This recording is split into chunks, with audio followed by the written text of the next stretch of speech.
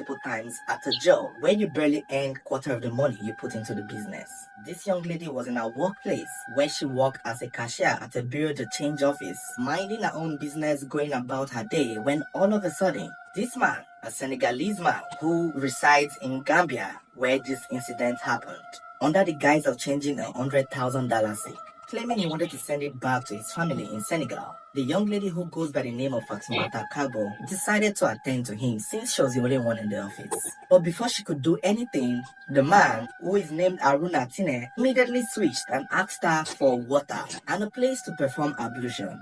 You know, he's Muslim and I think she's also Muslim too. So when he asked for water and a place where he could conduct his prayers and his ablution, she understood it and, she decided to show him somewhere, gave him water, and allowed him use the restroom. Now, put in mind that the way we're hearing this story is coming from his own point of view. At this time, she is already dead.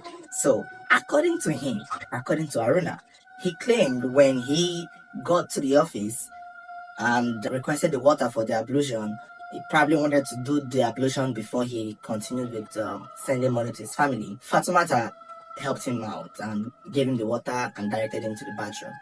He claimed while he was there doing what he was doing, she came behind him and tried to stab him. When upon he fought her back, collected the knife, and stabbed her multiple times. She then ran out, unbelievably, seeking for help, crying, rolling on the floor, and, pretty much collapsed before people gathered and she was taken to the hospital where she was confirmed dead.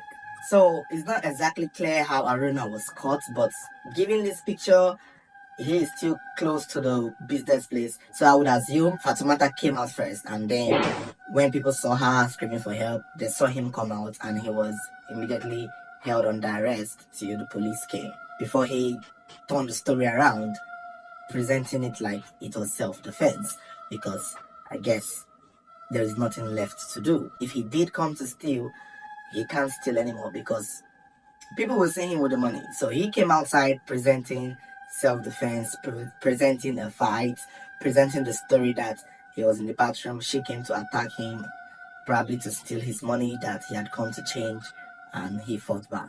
So when people heard his own side of the story and those people knew who Fatu was, it did not make sense to them. Something did not add up. Something was like, nah, this girl would not want to attack you. It did not just make sense to them. It did not click. She was a very free-spirited person, very jovial, and she was very professional. So they just did not believe him. However, there is news that he has admitted to trying to rob her because this incident happened about 6 to 7 days ago. So it's been later updated that he has admitted to trying to just rob from her, but she was not making it easy, and so he did what he did. And it's still not clear if he has admitted, because since he's in custody and he's in jail, a lot of people, or not really a lot of people, some people who are, because he's Senegalese, remember he's Senegalese and he did this thing in Gambia, so a lot of Senegalese are kind of believing his story. People will take their own side, people will believe their own people. So a lot of people who are Senegalese are saying that he might be right, but since he's a stranger in Gambia, nobody will believe him. So it's weird to me because some of the argument is that if he really wanted to rob her, or he would have probably not allow her escape out to blow his cover. That is what they are saying, that he would have done it there, killed her there, collected the money and walked out. That's why many people are believing it was really self-defense because of the time of the day he did it, and pretty much, the idea that because she's a woman and also because he is in Gambia, the Gambia police are being unfair to him because he's Senegalese and they're not believing him and they're trying to, spin the story around. I get that we have to defend our people. It happens a lot, even most times when certain people or when certain foreigners commit crime in other places. It's a lot tougher for them. Even if they are the victims, the scrutiny and the expectation for them to defend themselves will be heavy. But you see, for this case, for this story, I call bullshit. Sorry for using that word. it does not make sense that, see, once you are the one who goes into someone's place of work, someone's house, someone's own space, you cannot claim self-defense. In a way, it's difficult for you to claim. If she had come to where he was if he was one working and she had come there, it would have been a different story. But you don't know her from anywhere, she doesn't know you from anywhere. Why would she attack you for your $100,000 Dalasi? Do you know how many people come there with dollars, and you came with $100,000 Dalasi, and for some weird reason you think she would attack you for it? And besides, you wanted to do ablution and you came to that place to do it.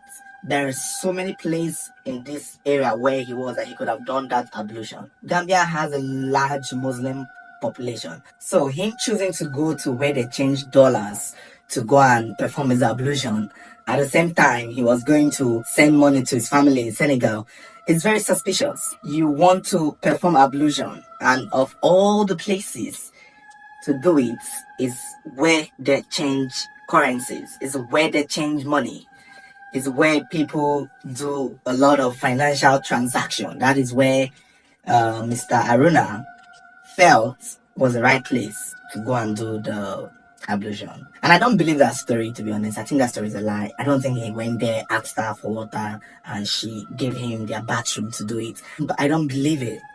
He made it up.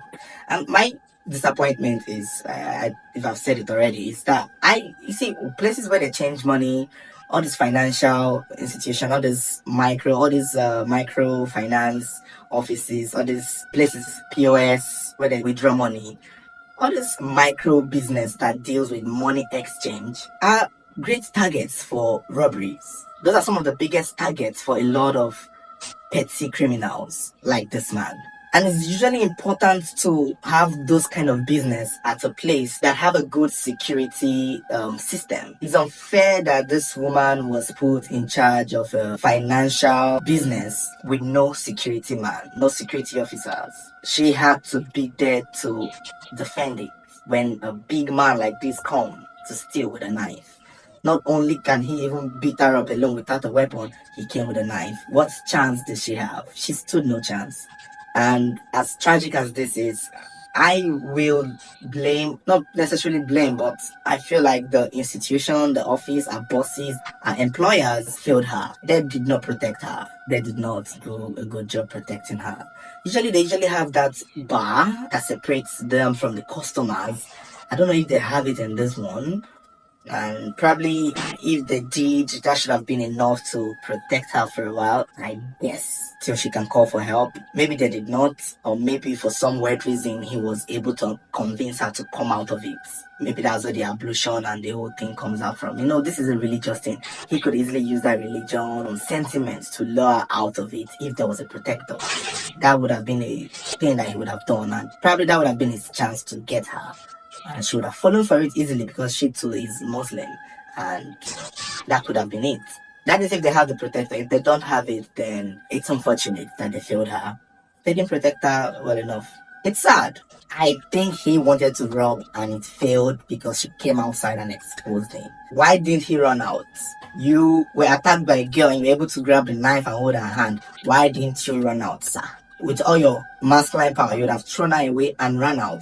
Then you would have been believable. You stabbed her multiple times. She came out before you. The person you stabbed came out of the building before you because clearly she wanted to run away from you. While she was running out, you were busy looking for where the money was. You were trying to pick the money. He probably thought she was on the floor lying and going to die. And while he was busy searching and looking for the money, she ran out. And that's what I think happened. Go to jail. Thank you. But you guys let me know your thoughts. Let me know how you feel about this story. Don't forget to like, share, and subscribe to our channel. And also turn on notification button so whenever there's a new video, you'll be the first to get notified.